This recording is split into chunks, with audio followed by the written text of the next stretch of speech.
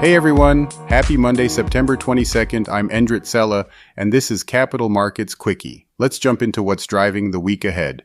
Quick note before we dive in. Today's episode is brought to you by AMF Capital Asset Management Frankfurt.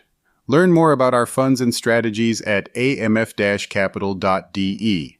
So, the spotlight is still on the Federal Reserve after last week's big move when they cut interest rates for the first time this year. That decision was widely expected, but now investors are asking the obvious question, is this just the beginning of a series of cuts, or will the Fed take a wait-and-see approach? Well, this week could give us some much-needed clues. On Friday, we get the release of the Fed's preferred inflation gauge, the PCE index.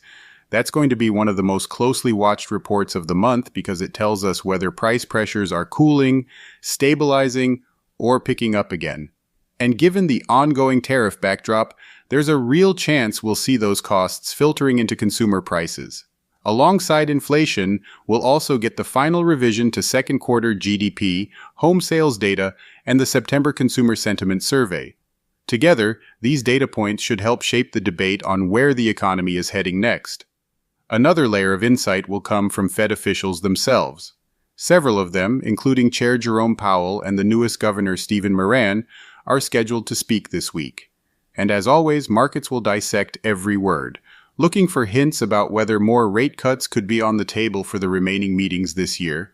Now, shifting to the corporate side of things, the earnings calendar is surprisingly busy for late September. On Tuesday, Micron is set to report.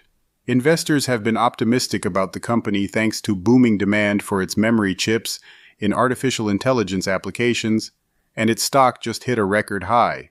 Later in the week, Costco will report, and given how central the consumer has been to the U.S. economy, those results should give us an excellent read on household spending trends. CarMax is also reporting, and that's always a good window into the used car market and broader consumer demand for durable goods. We'll also hear from AutoZone, Cintas, and Accenture, which together provide interesting insights into everything from auto parts demand to business services and consulting activity.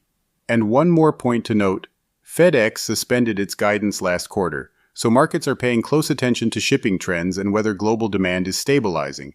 So, between Fed signals, critical economic data, and a pretty diverse earnings lineup, this week could be a real turning point. The Fed may have cut once, but the path forward is still uncertain, and every data point and corporate result could tip the balance. Alright, that wraps up today's Capital Markets Quickie. Join me again tomorrow morning for more market updates. See you then.